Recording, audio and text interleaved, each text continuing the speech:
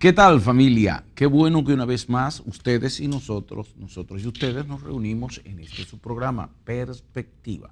Perspectiva tiene la intención de darnos una visión de poder mostrarnos los ángulos de los diversos temas con los que tenemos que encontrarnos regularmente en la sociedad. Porque una sociedad informada es una sociedad formada, que puede enfrentar los avatares del diario vivir y las circunstancias, algunas de ellas fortuitas, que llegan de imprevisto a nuestra vida, pero que tenemos que estar preparados para ello.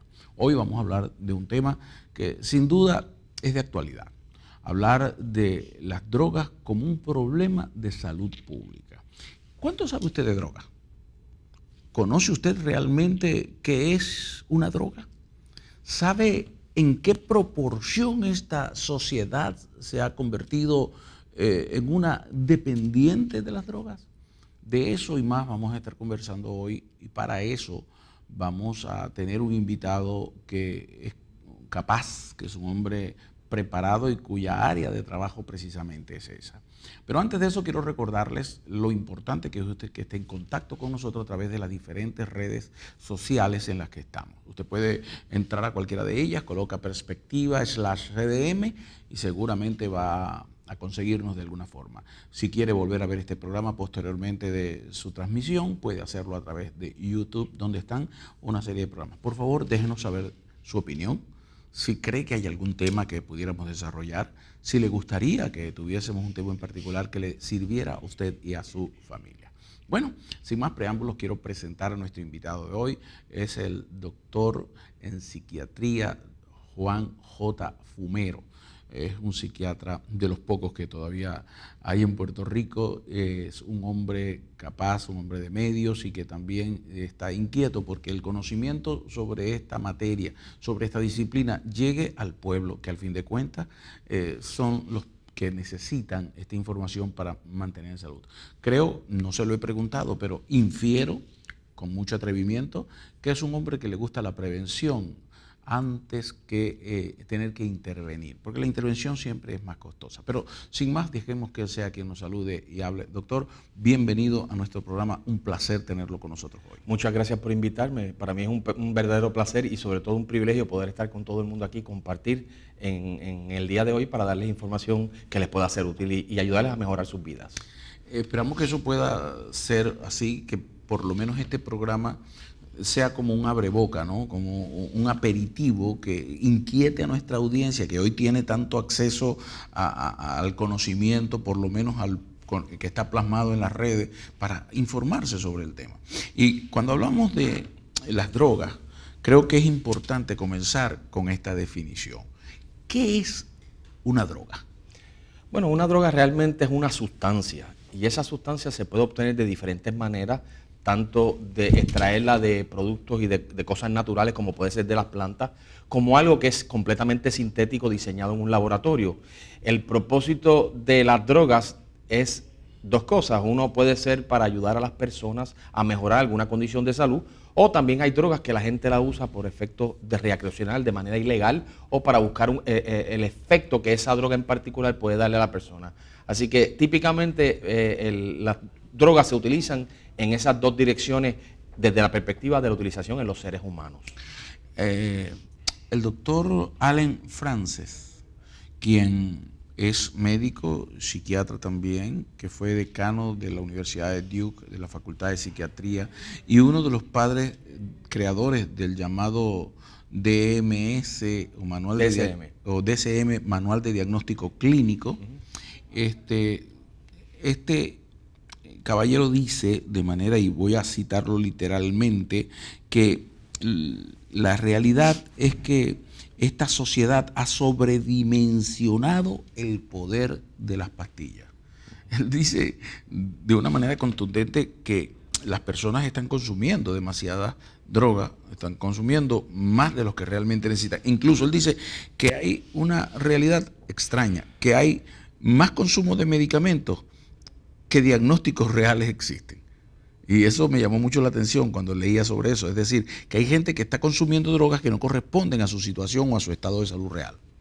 Sí, hay mucha controversia en cuanto a algunos diagnósticos. pero todo siempre tiene que ser puesto en perspectiva. Hoy en día sabemos muchos diagnósticos donde podemos hacer distintos estudios y ver que en el cerebro existe algún tipo de defecto, algún tipo de impacto, alguna alteración en el funcionamiento de esos cerebros. Y hay estudios que nos pueden apuntar a que algo está pasando en ese cerebro. Por eso es que hoy en día cada vez tenemos algunos diagnósticos que son más certeros. Sí hay otros diagnósticos que quizás puedan ser más ficticios o más acentuados por situaciones que vivimos en la sociedad. Por ejemplo, tenemos un poco de problemas y situaciones externas y eso pues mucha gente gravita a buscar algo rapidito para calmarse en vez de quizás tomar el tiempo de relajarse, hacer cosas para calmarse, que no necesariamente conlleva una medicina inmediatamente. Quizás un poco más adelante si ese estado persiste, pues entonces podemos considerar una medicina. Pero somos un poco rápidos como sociedad en quizás medicar algunas cosas. En otras, pues son muy ciertos y muy válidos que habría que tratar esa condición. Sí, no podemos negar la utilidad de los medicamentos, Claro.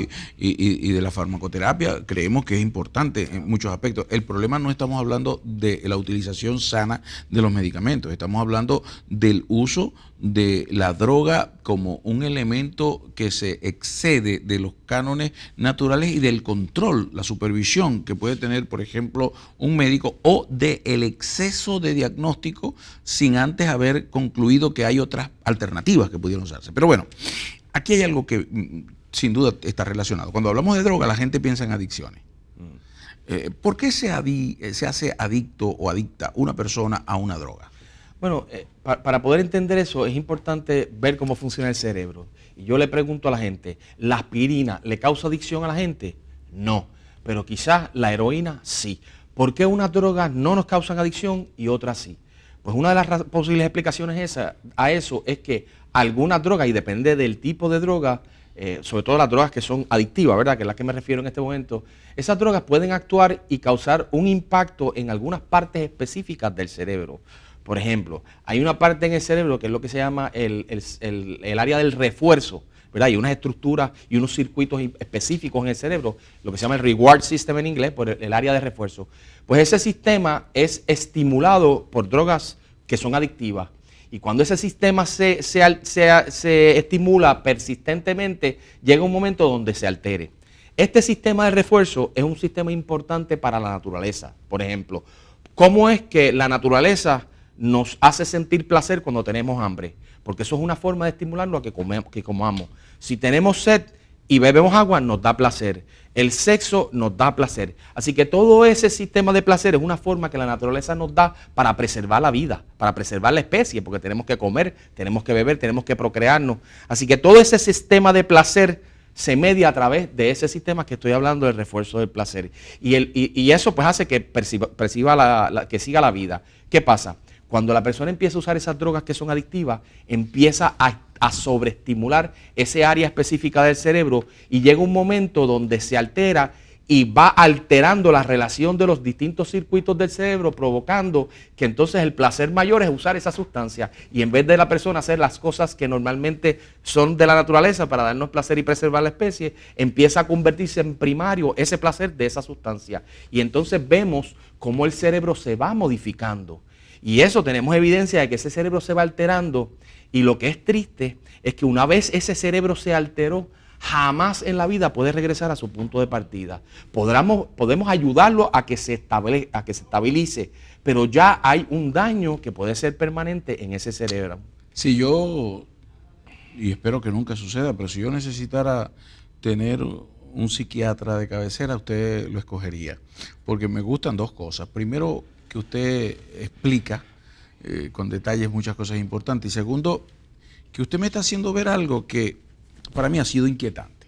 Yo no sé usted cómo lo vea, querida audiencia, pero me preocupa mucho la segmentación, cómo se divide al ser humano, cómo algunos se quedan solamente en el aspecto neurobiológico, otros lo ven solamente como una situación, un ser solamente espiritual, y otros como un ser psicológico, sin entender que somos una unidad en la que está entrelazada con todas estas realidades. Usted me ha hecho ya dos planteamientos desde que estamos conversando, en los pocos minutos que tenemos, de que muchos de nuestros problemas están en que acostumbramos a nuestro sistema neurológico a nivel central lo acostumbramos a una situación, digamos, de euforia o de placer, por utilizar esa palabra. Lo acostumbramos a algo que es antinatural, pero se acostumbra, se adecua a eso. Claro. O sea que estamos hablando de que en otra ocasión me dijo que muchos de los problemas que tenemos que resolver, en vez de resolverlo como con el proceso natural, nosotros queremos ir de inmediato al uso de un medicamento, de una droga, lo cual es más rápido.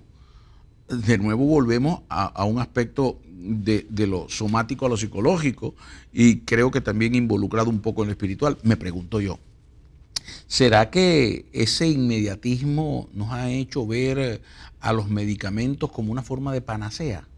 Yo entiendo que en cierta medida sí.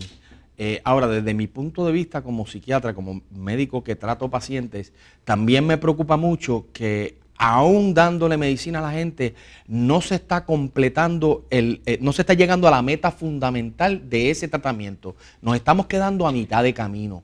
Y por lo menos en psiquiatría, en todo lo que tiene que ver con depresiones, ansiedades, y por lo tanto, muchas personas que se quedan parcialmente mejoradas, eso es como un motor que empuja a la gente a las adicciones. Porque uno de los grupos que más tiende a usar sustancias en medida como automedicación, ¿verdad? O que se llevan adicciones, son pacientes que ya tienen alguna condición de salud mental y por no atenderla, por no controlarla a cabalidad, y enfatizo y recalco la palabra a cabalidad, tienen que ser condiciones que se traten completamente. Y hago un paréntesis, a nadie que tenga la presión bien alta, la presión sanguínea, se le ocurriría bajarla un poquito, pero dejarla ahí. La presión no se puede dejar a mitad de camino porque conlleva unos riesgos. Hay que bajarla completa. Y usted ve que el médico y el cardiólogo hacen los ajustes hasta llevar al control completo de esa condición. Pero en salud mental no estamos haciendo eso. Nos estamos quedando con que mejore un poco y ahí nos quedamos. ¿Qué pasa? En el caso de salud mental, el alivio que le damos puede ser con estas medicinas que son inmediatas. Porque igual que una persona, si se cae y se rompe una pierna, tiene mucho dolor, pues yo a esa persona le voy a dar un alivio al dolor y le doy una medicina para el dolor, pero eso no le corrige la ruptura de la pierna. Yo tengo entonces que arreglar la pierna. Y si nos quedáramos dándole solamente la medicina del dolor, no vamos a resolver el problema. En salud mental lo que está pasando es que nos quedamos con el alivio, pero no estamos resolviendo a cabalidad. Y entonces ahí viene el componente que nos quedamos adictivos, porque muchas de las veces las medicinas que son de alivio, no son de alivio temporero, pero si no resolvemos el problema, sigo teniendo que aliviarlo, entonces me quedo en una trampa. Me queda un minuto en este segmento para hacer una pregunta, pero si no la podemos responder, lo vamos a tomar en el siguiente, porque me inquieta que hay algunas drogas que están supervisadas y se administran supervisadamente por profesionales, pero nosotros hemos caído en una forma de violentar eso a través de la automedicación o a través de la medicación empírica. Es decir, yo utilicé un medicamento, pero me sobró parte de ese medicamento, vaya usted a saber por qué, y se lo traspaso a alguien que lo necesita. Esa es la segunda forma. Pero también hay un aspecto que me inquieta, y es el proceso en el que nosotros nos encontramos todos los días con la disyuntiva entre lo que son drogas legales o ilegales. Y aquí le voy a hacer una pregunta que puede responder fácil, pero que luego lo vamos a retomar. La legalidad o ilegalidad de una droga, ¿le quita sus efectos químicos o los altera en alguna forma? Yo le contesto lo mismo que le digo a mis pacientes cuando hablamos del tema. Al hígado y al cuerpo no le importa un pepino si la medicina o la droga es ilegal o ilegal. No le importa nada. El efecto va a ocurrir independientemente de las normas de la sociedad. Ya regresamos, doctor. No se aparte de nuestra sintonía, el programa promete. Yo estoy seguro que va a tener muchas más cosas interesantes que usted necesita. Vamos a la pausa y ya regresamos.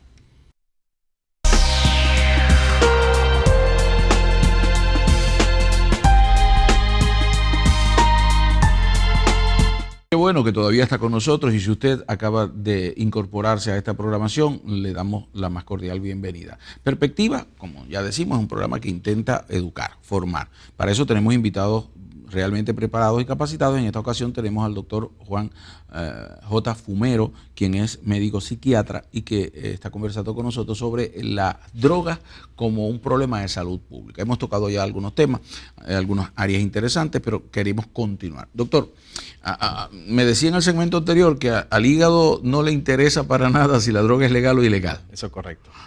Hay drogas que nosotros procesamos naturalmente, que están en nosotros, ¿sí? El cuerpo produce sustancias que utiliza para diferentes propósitos, sí.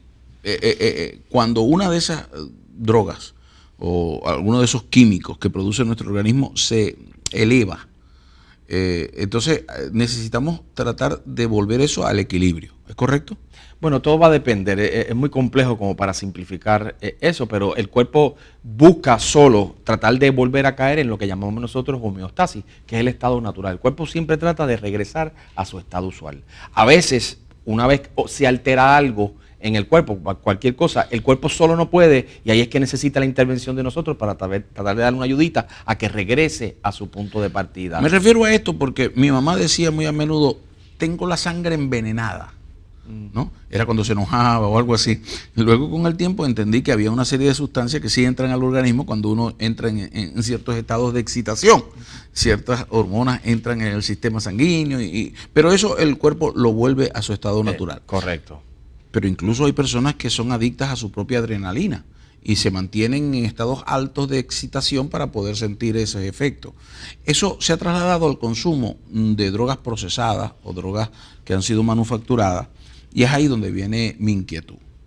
El hecho es que las personas han visto en el consumo de estos medicamentos, sean estos legales bajo prescripción o ilegales, o también algunos otros que son utilizados de una forma tal que la llaman recreación. O sea, se les llama legales, no son de uso medicinal, pero se les llama entretenimiento, recreación. Le pregunto yo a usted como profesional, si yo soy su paciente, ¿usted me recomienda a mí que yo juegue con las drogas para entretenerme? Absolutamente no. Las drogas, tanto las legales como las ilegales, son drogas peligrosas. Aún los medicamentos pueden ser desastrosos, pueden ser letal, pueden causar daño permanente si se malutilizan.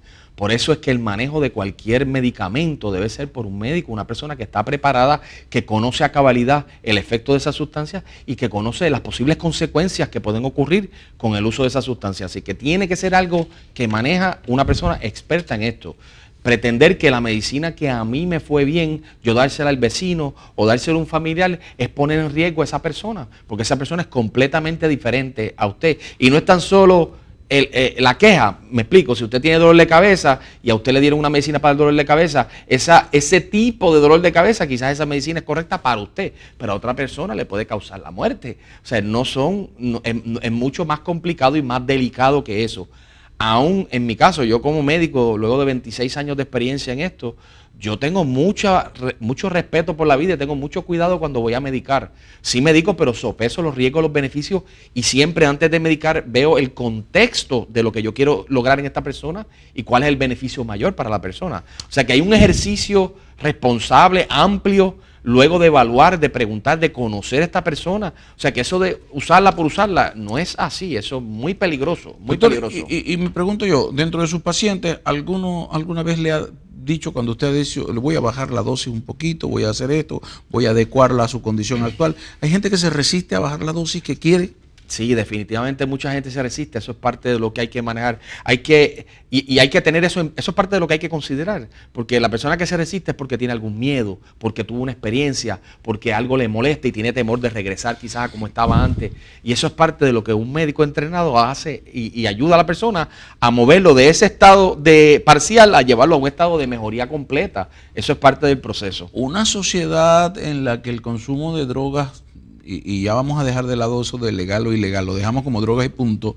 El consumo de drogas de cualquier tipo, sin que sea bajo la supervisión de un facultativo, alguien que está revisando permanentemente los efectos que está causando, una sociedad que está bajo esos efectos, que vive detrás de esta forma o estilo de vida, es una sociedad que está con problemas. ¿Usted cree que tiene dificultades? Yo entiendo que tiene dificultades, pero para mí me alerta que ese uso desmedido, esa malutilización de sustancias, a mí lo que me refleja es que yo creo que eso es una consecuencia de que hay algo debajo que no se ha identificado. Por ejemplo, en la sociedad que vivimos, que hay muchos estresores, hay quizás mucha gente que tienen condiciones de ansiedad, condiciones de depresión que son muy comunes, y esas condiciones que están parcialmente mejoradas o no están ni atendidas, ese malestar impulsa a la persona a buscar sustancias y de todo tipo, ya sea alcohol, ya sea droga o sobreutilizar medicina, buscando aliviarse. Lo que pasa es que esa no es la mejor forma. Eso solamente pone un alivio temporero, pero crea más complejidad y complica el cuadro. Por eso es que tiene que ser una persona que sabe lo que está haciendo. O sea, que usted considera que muchas veces el paciente requiere de una atención multidisciplinaria donde los aspectos psicológicos y espiritual puedan alguna vez combinarse para tratar a un paciente. Déjame ver si puedo poner esto de una forma sencilla, que pueda ponerlo en contexto. Yo como médico psiquiatra, especialista en medicina de la mente, ¿verdad? Si la persona tiene una serie de síntomas y una serie de quejas, yo pienso que hay una alteración en su cerebro, ¿verdad? Y ya pues por los estudios uno sabe que hay una parte del cerebro que está disfuncionando. Pues yo, entendiendo eso, busco una herramienta específica que me pueda ayudar a enderezar, por decirlo de alguna manera, esa parte que está alterada e intentar llevarla de nuevo a su lugar de origen.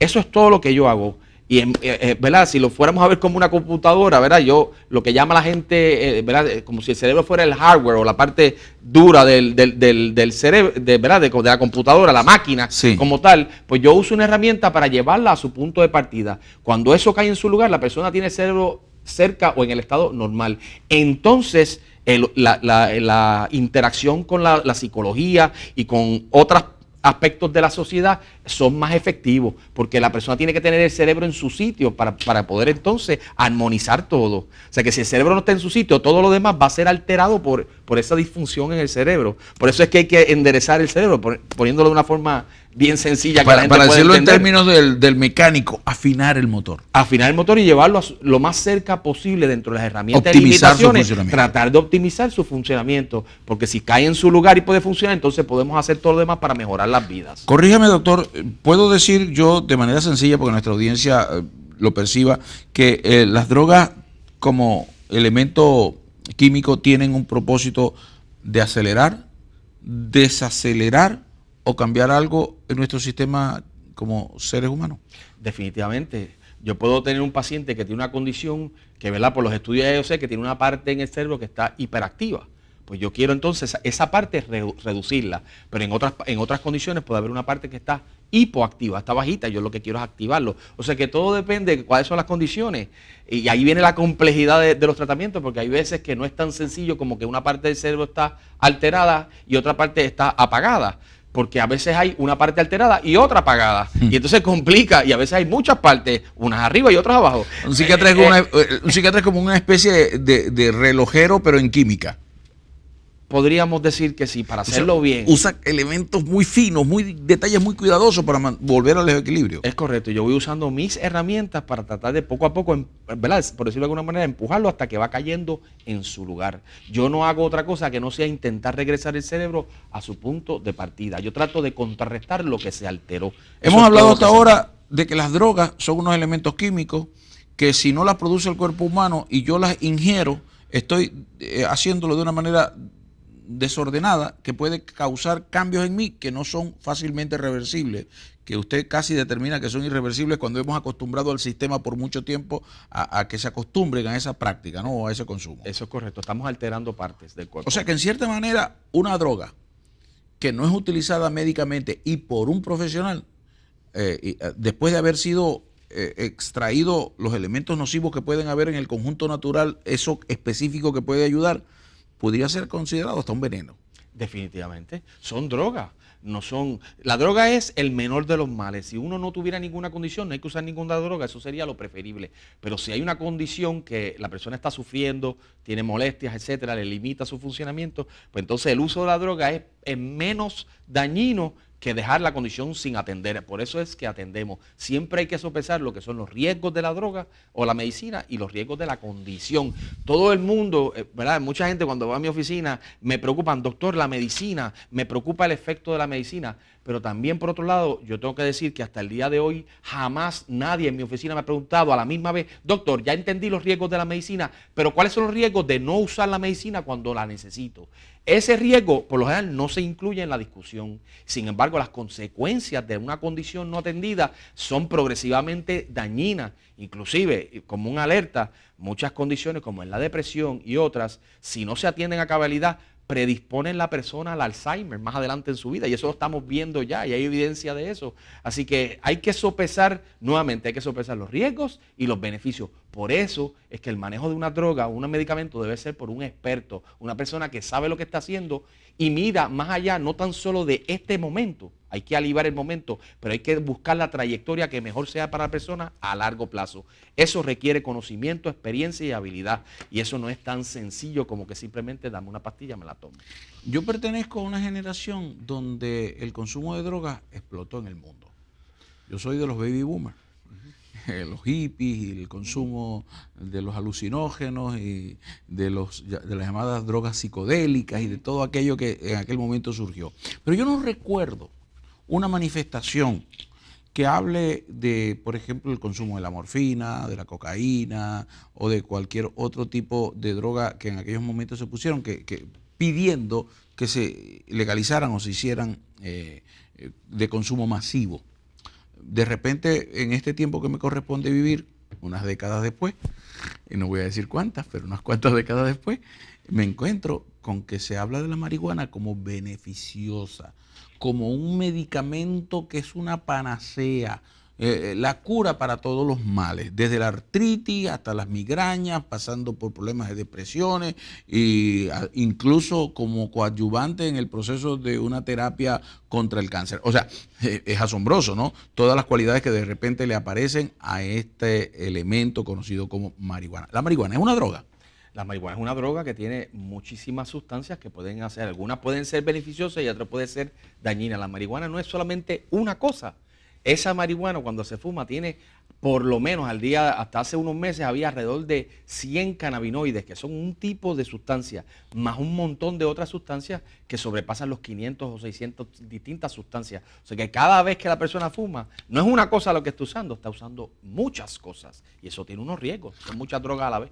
Doctor, ¿hay algún medicamento que usted recuerde en este momento de inmediato que contenga cocaína? No. No hay ningún medicamento al día de hoy que contenga cocaína. Hay medicamentos que tienen similitud con la cocaína, como son, por ejemplo, algunos anestésicos que usan, por ejemplo, los dentistas. Tienen una sustancia que se parecen a la cocaína. La cocaína tiene un efecto anestesiante, pero la cocaína como tal no es la mejor. Hay otras parecidas que se utilizan en la medicina para ayudar en algunos casos médicos. O sea, que nadie recomienda el uso de la cocaína para que pueda anestesiar un dolor que tiene causado por cualquier otro mal. Claro que no. ¿Y por qué se hace entonces la recomendación con la marihuana? Bueno, yo creo que para hacer el cuento un poquito más en contexto, dicen que el que no recuerda la historia está condenado a repetirla. Cuando miramos un poquito hacia atrás la historia, al principio, y los invito a que busquen en internet, se anunciaba el uso de la heroína como algo que aliviaba el dolor y lo podías comprar en las farmacias. Estamos hablando de muchas décadas atrás. Lo mismo pasó con la cocaína, pero en algún momento dado empezaron a darse cuenta que fue problemático y entonces ahí que vino que lo hicieron ilegal, pero inicialmente no era así. De igual manera, eso pasó con la cocaína, con la heroína. De igual manera, hemos visto ya un poco más en la medicina, hemos visto medicamentos que a pesar de haber pasado por todo el crisol de la aprobación del FDA y la estabilización del medicamento, luego de estudios, encontramos ya en la práctica de la vida, el día a día, cuando se utiliza más en masa, se dieron cuenta que había problemas y por eso han retirado algunas medicinas del mercado. O sea que aún en el mismo camino nos hemos dado cuenta que hay drogas que son problemáticas. Por eso mismo es que como médico uno tiene que tener mucho cuidado, porque lo que sabemos es muy poco relativamente y tenemos que tener siempre en contexto que el riesgo más grande cuando vamos a usar cualquier medicina es el riesgo de que no sabemos todo. Vamos a ir a la pausa que corresponde ahora en este momento porque el tema me interesa y quiero hacerle algunas otras preguntas. Usted no se vaya de nuestra sintonía y si le interesa el tema, quédese con nosotros porque ya regresamos con más de Perspectiva.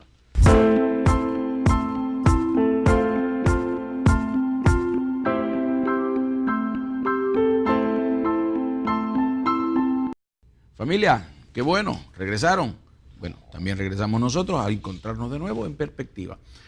Usted se acaba de sintonizar, lástima, pero no olvide que luego de la transmisión usted va a poder conseguir el programa completo en nuestro canal de YouTube. Y también en todas las redes sociales usted puede encontrarnos, escríbanos, déjenos saber su opinión, comparta con nosotros cómo ¿cuándo y dónde vio este programa? ¿Cómo le sirvió? Si le sirvió de algo y si esté a favor o en contra de alguno de los temas. Con toda libertad puede interactuar con nosotros. Hemos venido hablando de las drogas como un problema de salud pública. Hemos dado unos ítems bastante interesantes y para eso hemos tenido con nosotros al doctor en psiquiatría J. Fumero, Juan Javier Fumero, psiquiatra activo en Puerto Rico y un hombre de medios. Le gusta esto que está haciendo de hablar a la comunidad y qué bueno que usted tiene la oportunidad a través de Perspectiva de conocerlo. Doctor, preguntábamos en el segmento anterior, la marihuana es una droga, usted dijo que sí. Sí. Y una droga que se está hablando de ella, vamos a dividir las dos áreas. Vamos a hablar primero del área del uso médico, así se le titula. Y yo no sé si cabe decir que alguien que va a comprar unos gramos de marihuana y lo consume, eso es un uso médico. No, eso no es un uso médico. ¿No? No. La gente habla de que la marihuana pueda tener algún efecto positivo y eso sí es correcto.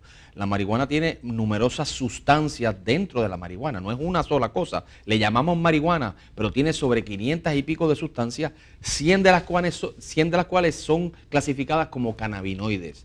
Dentro de los cannabinoides hay uno que sí sabemos que tiene un efecto tranquilizante, que es un cannabidiol, que es como se llama. Sabemos que esa sustancia tiene un efecto calmante, pero ese efecto calmante puede tener un componente positivo y favorable, pero las otras 500 drogas, la pregunta es qué hacen, qué efecto tienen, qué daño pueden hacer. Así que no podemos hablar de que la marihuana puede tener un efecto de medicamento, ¿verdad?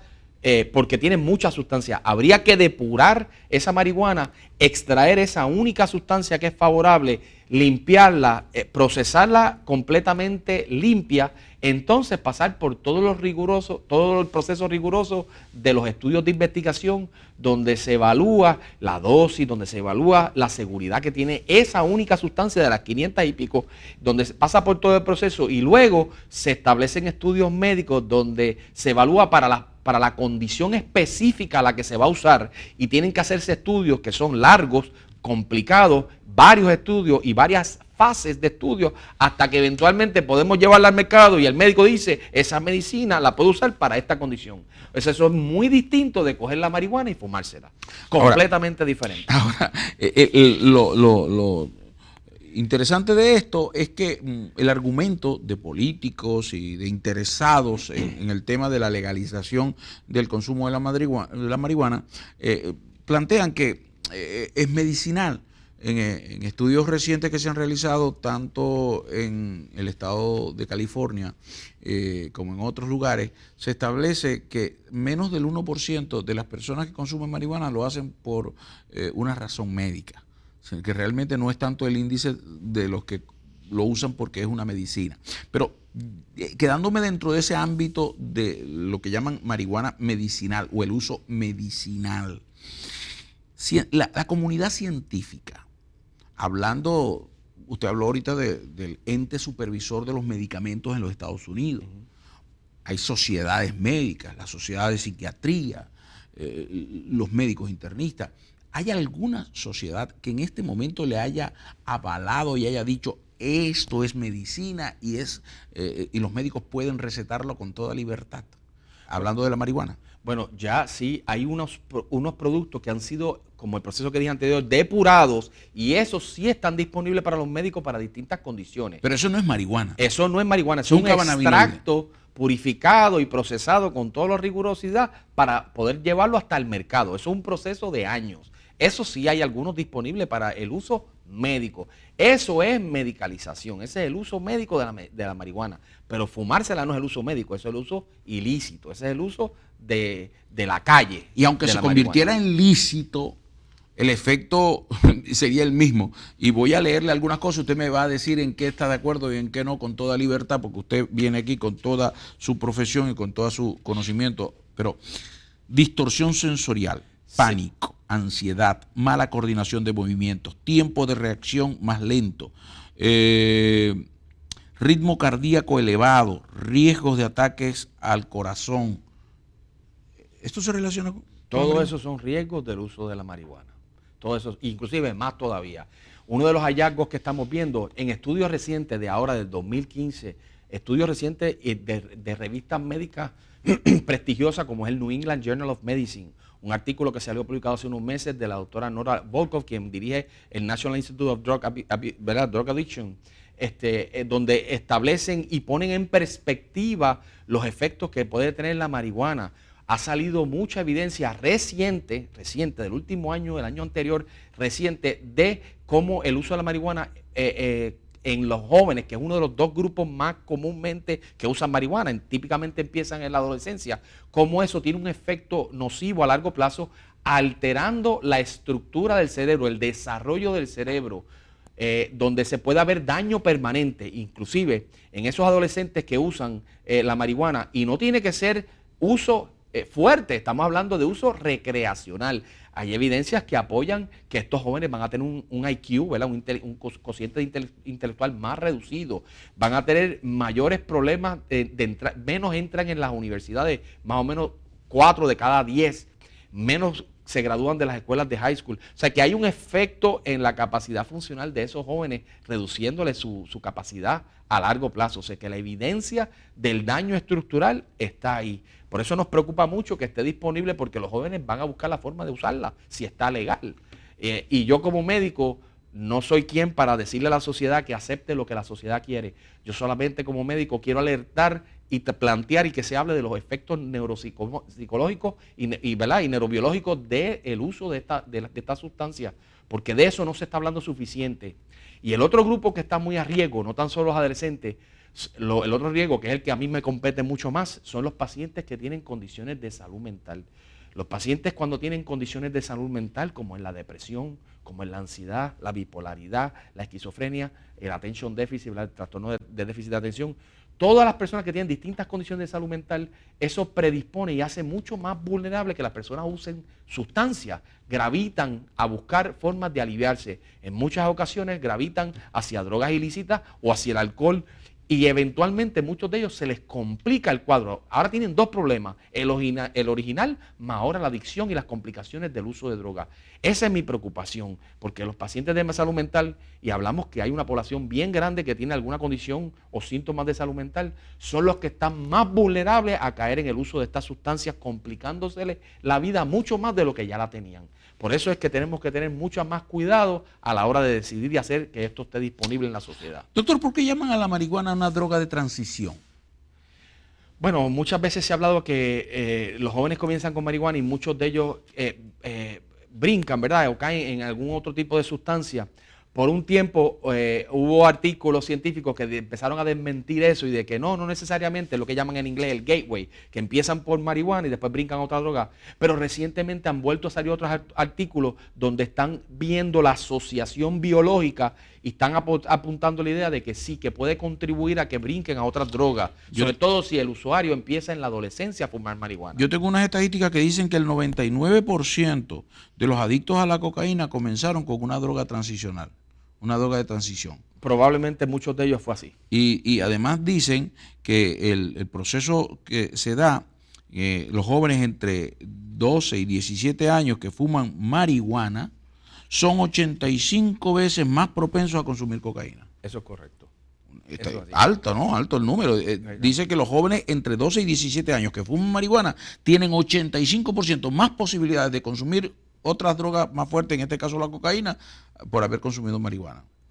Tienden a, para mí, en mi experiencia, es que no se quedan en la marihuana el resto de su vida, sino tienden a brincar o exploran con otras drogas, causando más complicaciones en el proceso. Otra cosa que tengo aquí como estadística y se las doy para que usted la corrobore, usted diga qué tal, qué opina de eso. Dice que un estudio realizado en universitarios, 129 de estos, reveló que aquellos que habían consumido la marihuana entre 27 y 30 días antes de haber contestado una encuesta habían disminuido sus capacidades y habilidades para tener atención y memoria en el aprendizaje. Eso es así, eso es uno de los efectos que estamos viendo, el impacto en el cerebro en los jóvenes que usan marihuana. Hemos visto que en algunas regiones específicas del cerebro donde tienen receptores cannabinoides, que no, todos tenemos un sistema cannabinoide, ¿verdad?, que es donde la marihuana actúa, pues en ese sistema, en los jóvenes, durante la etapa de la adolescencia es cuando se está desarrollando este sistema cannabinoide, y el impacto, el uso de esa sustancia aún recreacional tiene un efecto en el desarrollo de esas neuronas, creando daño estructural en el cerebro a largo plazo. Y en muchas de las áreas que tienen que ver con esto es en áreas que llamamos nosotros áreas ejecutivas. En la área ejecutiva del cerebro son diferentes estructuras y circuitos que tienen que ver con yo tomar la decisión de mi vida. Yo quiero hacer esto, yo voy a hacer lo otro, yo quiero, ¿verdad?, decidir. Y esas áreas en parte son afectadas por el uso de la marihuana. Por eso es que estamos viendo que muchos de ellos eventualmente se quedan muy pasivos. No son personas que cogen la batuta, como decimos aquí, sí, la batuta de vivir su iniciativa. vida. Se quedan más pasivos porque parte de las áreas que están afectadas son esas y áreas que tienen que ver también con el juicio. Son impactadas. Una gran cantidad de los accidentes de automotor que se llevan a cabo todos los días en el mundo, que más que accidentes son negligencias. Yo no lo llamaría accidente. Pero situaciones de tránsito que se consiguen en el mundo entero están relacionadas con el consumo de la droga llamada alcohol. Y esto es preocupante, ¿verdad? Porque todavía con toda la experiencia que tienen las autoridades de tránsito no han podido controlar eso, ni tienen los mecanismos más óptimos. Pero mientras eso todavía no sucede, se está impulsando en varios lugares, como en Puerto Rico y otros lugares de Latinoamérica, donde ya se ha hecho y otros está por hacerse, es la aprobación del uso de la marihuana como un medicamento o como un entretenimiento, que esa área no la hemos tocado aún. Pero entonces dice un estudio que se le hizo a los trabajadores del servicio postal de los Estados Unidos que habían consumido marihuana y se les hizo una prueba de esto. El 55% de ese grupo tenía más probabilidades de sufrir accidente y un 85% tenían más posibilidades de lesiones y 75% más bajas en su trabajo. O sea, estas tres cifras son alarmantes. En un grupo, claro, es un grupo de muestras solamente con los trabajadores postales, pero es interesante, ¿no?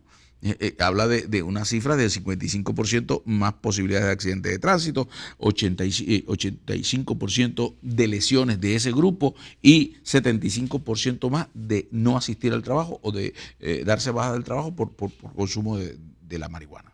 Inclusive, añado algo más, en el estado de Colorado, en Estados Unidos, se aprueba el uso de la marihuana, ¿verdad? Donde se está viendo un alza en los accidentes de automóviles a consecuencia de este uso de sustancias. Entonces, yo como ciudadano, si yo estoy en la carretera y tengo un accidente, yo voy a exigir mi derecho de que todos nos hagan una toxicología, porque yo sé que yo no hice nada para tener accidente, pero si la otra persona sale positiva y el uso de la marihuana va a durar mucho tiempo, la toxicología sale positiva por mucho tiempo, pues entonces, ¿quién debe ser el culpable del accidente? El que sale positivo. O sea, y esas son cosas que no se han pensado. Vamos a aceptarlas, pero no estamos pensando en todas las posibles consecuencias del uso de sustancias. Yo creo que desde aquí a 40 años va a pasar lo mismo que pasó con la heroína y con la cocaína, que espérate, esto causa problemas en la sociedad. Doctor, con el tabaco, porque hace varios años atrás el tabaco era exaltado, no había película donde uno de los actores principales no estuviera y saliera en una fotografía con un cigarro, o las actrices. Sí. Hoy en día se ha tratado de deprimir a su máxima expresión, tratar de aislar al consumidor de tabaco cuando ya es demasiado tarde, porque millones han muerto a causa del tabaquismo. Y lo que usted está diciendo en cuanto a estas estadísticas, específicamente en Australia, hicieron un estudio y sin tener las mismas experiencias que tienen en el consumo de alcohol y con el manejo de los conductores alcoholizados, dice que el 4.3% de los accidentes que ha habido en Australia sucedieron bajo los efectos de la marihuana. O sea, yo me pregunto, algo tan peligroso puede ser llamado también un entretenimiento. Porque ya salimos del ámbito de la medicación. ¿Será un entretenimiento? Vamos a dejarlo ahí porque tengo que ir a la pausa y ya vamos al último segmento para que usted me responda a eso. Okay. Usted está en sintonía de Perspectiva. ¿Le gusta este programa? Escríbanos, comuníquese con nosotros. Espere, ya regresamos con más de Perspectiva.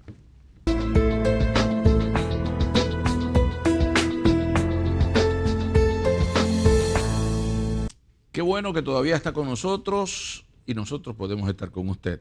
Le agradecemos siempre la posibilidad que usted nos da de llegar hasta usted, donde quiera se encuentre, a través de la tecnología.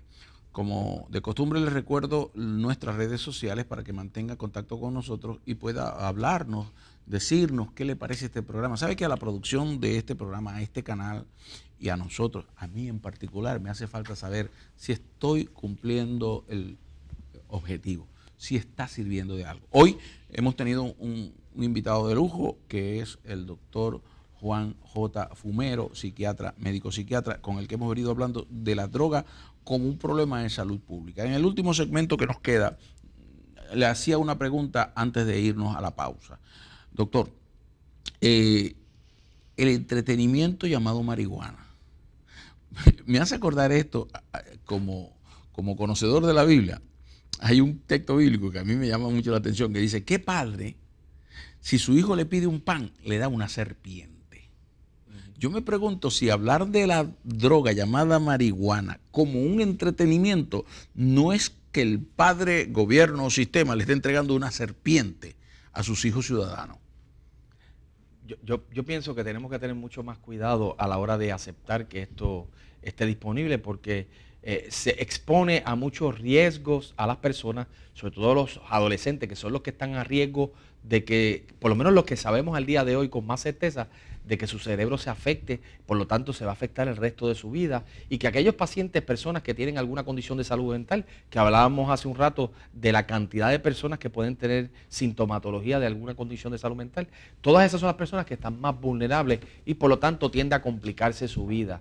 Y la idea de que sea recreacional, como decíamos hace un rato, pues expone a que en la calle haya más accidentes de automóviles y demás, lo que hace más riesgoso, a mi juicio, que se acepte y se permita esto por las razones que la sociedad quiera escoger. Yo quiero ser alertar a la sociedad de que tenga más cuidado con esto. Sí, porque si alguien se va a entretener consumiendo marihuana y se encerrara en un cuarto bajo llave mientras el efecto le pasa, pues eso sería su problema muy particular porque es una decisión adulta que está tomando. Pero el asunto es que una vez que se abre esa puerta, dirían, la mitología griega se abrió la caja de Pandora. Empiezan a salir una cantidad de males que no podemos frenar porque ya no lo vamos a poder detener. Otra preocupación que yo tendría con el uso recreacional es que uno de las asociaciones claras que hay es que mucha gente que comete suicidio, alrededor del 30%, cerca de eso, de los suicidios, previamente hubo utilización de alcohol y sustancias. O sea que el uso de alcohol en particular, y yo no creo equivocarme si digo que en gran medida probablemente la marihuana sea similar, o el uso de cualquier sustancia, haga más fácil a una persona que está en el borde de una decisión tan terrible como es eso, y de que pueda cruzar al otro lado y cometer el acto. Porque el alcohol claramente es un detonante, es un precipitante para que haya el suicidio. Así que a mí me preocuparía el uso, entre comillas, recreacional, porque sería un riesgo adicional. Permíteme hacer este ejercicio y usted me corrige, como si fuera mi profesor y yo soy un simple alumno que estoy tratando de aprender, ni siquiera de psiquiatría, estoy en kinder, pero en asuntos de conducta humana. Pero vaya, tenemos entendido eso que usted está diciendo, pero hay unas estadísticas que sí son ciertas. Depresión y suicidio están íntimamente relacionados. Definitivo. Pero también tememos que la marihuana es un depresor. Definitivo también. Entonces, según esa asociación, me está llevando a que sí es posible que coadyuven, ¿no? Por eso yo pienso que sí. Una pregunta, ya en el final de este segmento. Usted es un hombre ya adulto, aunque se ve más joven que yo, pero que es adulto. Me imagino que tiene hijos. ¿Ya? Sí. ¿Grande? 21 y 17. 21, ya es mayor de edad. Sí. Y su hijo le dijera, papá, yo quiero consumir marihuana para entretenerme. ¿Usted le diría que lo hiciera? Yo le diría, espérate, siéntate conmigo, vamos a hacer lo siguiente. Tú tienes que tomar las decisiones tú. Pero antes de que tome la decisión, déjame traerte toda la información que desconoces. Porque usualmente los jóvenes, cuando hablan de la marihuana, le dicen que es natural y que con eso es suficiente. Sin embargo, ellos ven...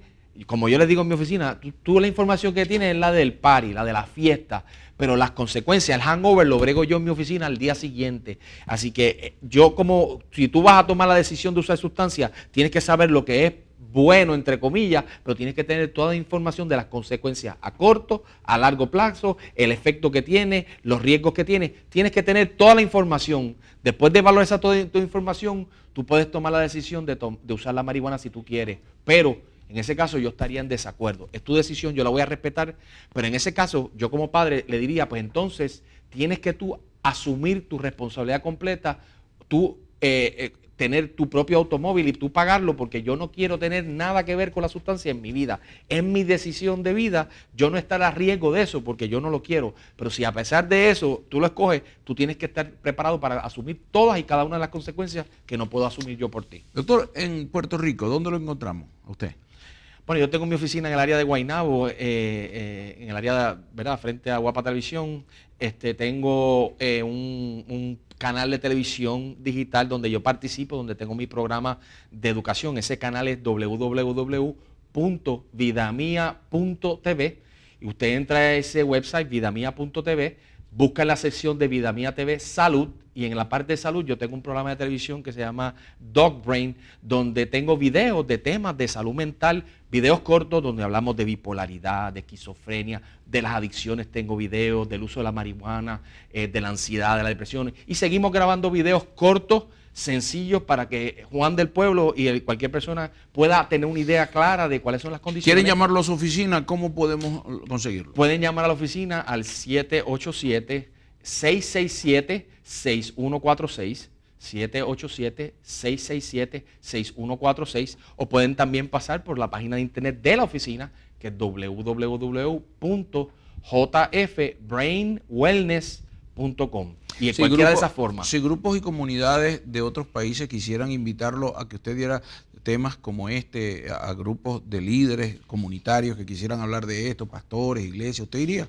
Yo estaría más que honrado de que me inviten a poder colaborar con ahí con en la página, en el sitio web tiene su correo electrónico y todo. Todo está en la página web, ahí consigue, y si va a vidamia.tv, a la sección de Dog Brain, ahí están los links, todo está entrelazado. Pueden ir también a Facebook, busquen Dog Brain en Facebook y también me consiguen. Y los ahí. martes usted colabora con un programa de una radio del Noti1, una radio que es secular acá en Puerto Rico, y usted allí participa como panelista. Todos los jueves de 8 a 10 de la noche estoy en el programa de Mario Vega en Noti1 por 6:30 AM, que también está a través del internet. Se puede uno unir al programa, que es www.noti1.com. Doctor, el tiempo es tiempo y siempre dicen la gente que lo traiciona. A mí nunca me traiciona, siempre cumple que son 60 segundos por cada minuto y la hora se nos ha ido, pero ha sido muy agradable.